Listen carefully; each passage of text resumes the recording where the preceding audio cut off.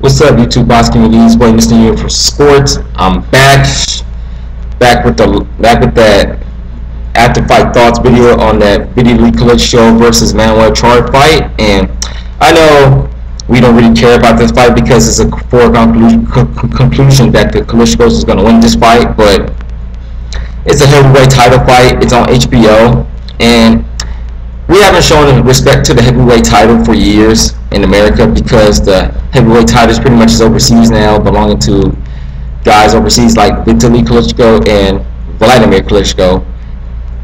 I'm going to get into it. I'm going to tell it the tape right quick. What I noticed when I was doing my research on Manuel Charr is that nobody knew who his reach was. I went on BoxRec, I went on BoxingScene.com, I checked other sites. I even checked his own website. They don't have his reach. But I found that his reach is 5 centimeters shorter than Vitali's, which takes it down to, which his reach is about 78. And his height is about 6'3.5". But Vitali's is about 6'7", has a 4-inch height advantage. And he has 80 to 81 inch reach. So he has a 3-4 inch reach advantage. So obviously when I was watching this fight, the reach advantage actually took effect. And I'm gonna look at what Charr did through my notes. He did well. He used the high guard in the first 2 rounds, and it was effective. Vitali Klitschko couldn't get a clean hit on him besides the knockdown in the 2nd round. At the time of the stoppage, I had this fight at 30-26, but obviously with Vitali Klitschko getting the TKO victory, he just broke him out over time, maybe earlier than we thought. Also, I like that Charr.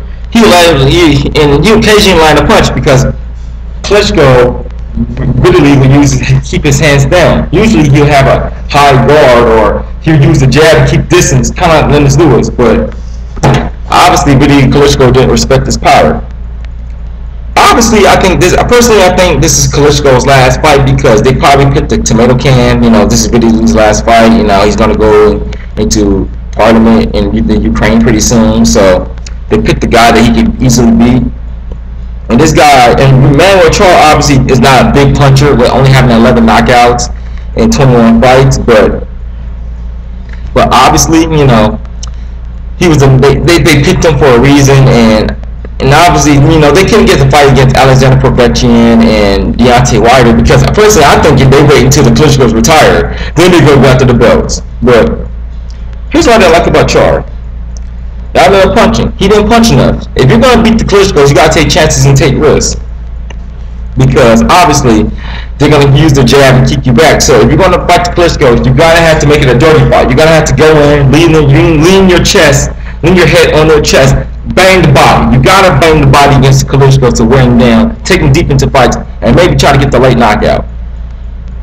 What I liked about Vitali the most is that, and I'm coming for Vitali now, is that he used his height in the jab. Vitali used his height, jab, jab, jab, jab, jab, jab, break you down until he got the stoppage or decision or knockout.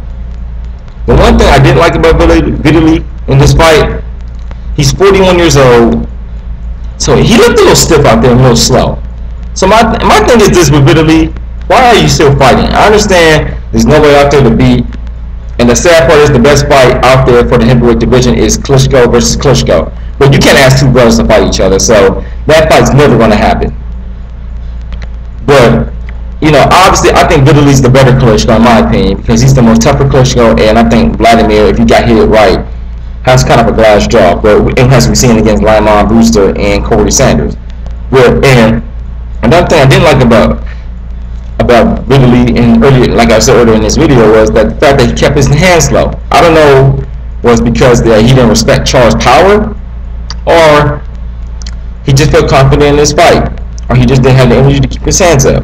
But anyway, if this is the Klitschko's last fight, Vitali's last fight, we gotta show respect and to the Klitschkos.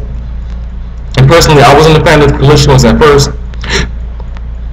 but now they like fine wine. You get used to it. Like I didn't like wine earlier in my life, but now as I got older, I'm 27 now, I kind of like wine now instead of Hennessy and Coke. But it's your boy Mr. New for Sports. I'm about to watch Antonio DeMarco versus John Molina Jr. and I'm out. Peace. Later.